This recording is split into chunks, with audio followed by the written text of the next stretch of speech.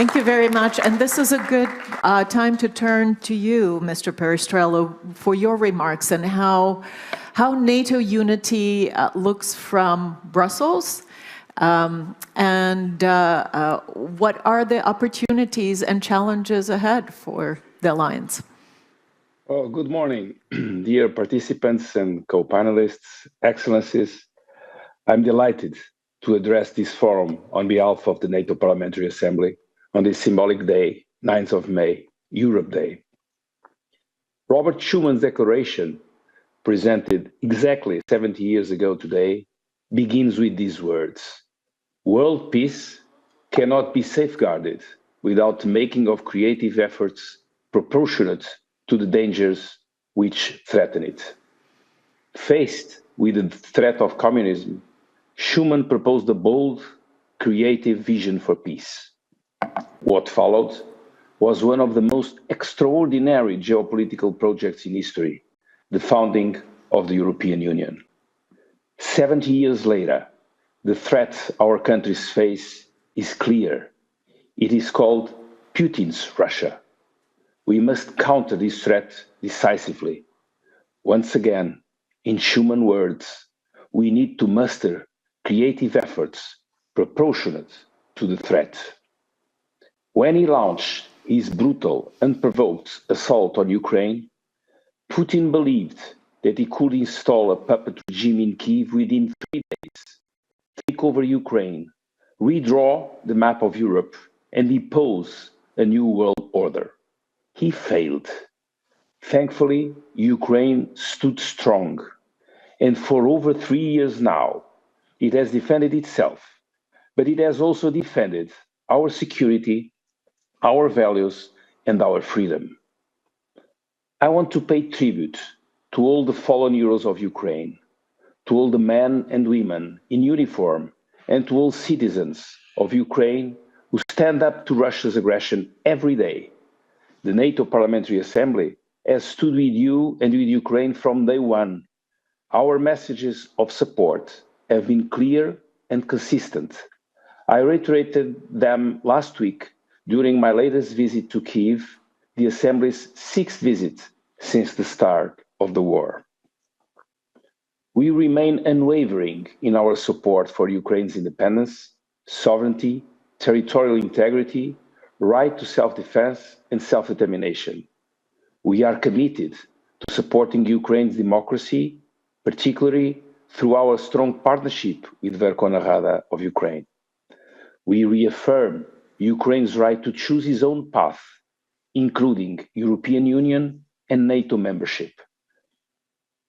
Russia bears sole responsibility for its illegal, unprovoked aggression and for the death, suffering, and destruction it has caused.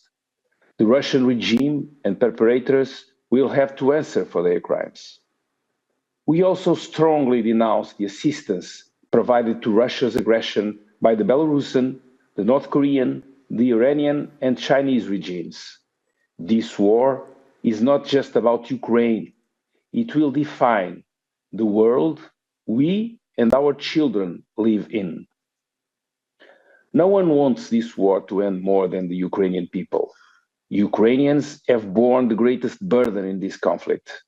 They are the ones fighting on the front lines, enduring hardships that many thought had been eradicated from the European continent many decades ago.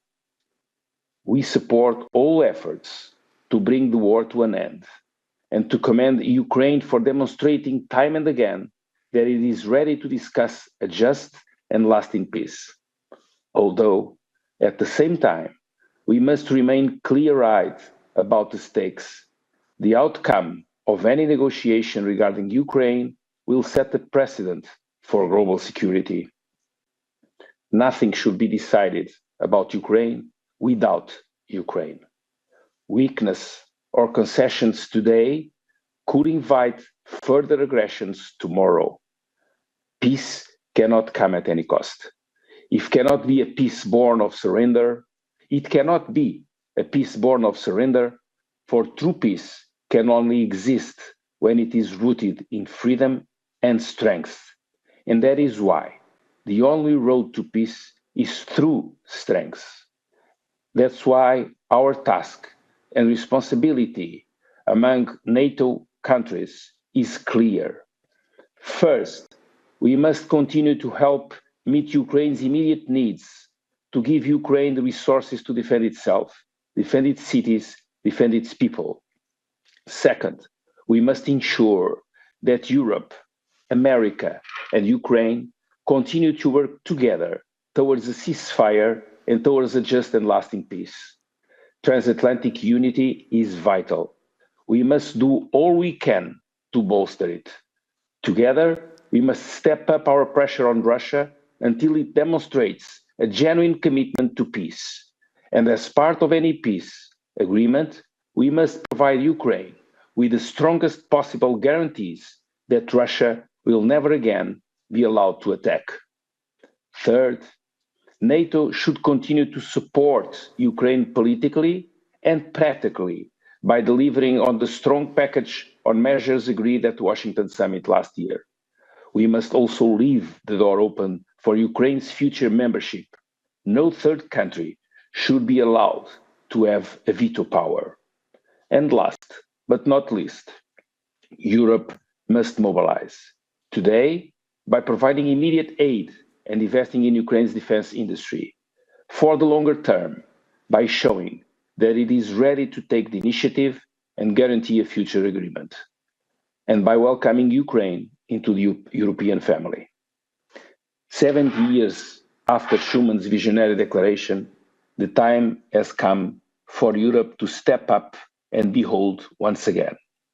So on this Day of Europe, let us affirm loud and clear that Ukraine belongs with us. Its future is Europe, and our future is decided today on the battlefields of Ukraine.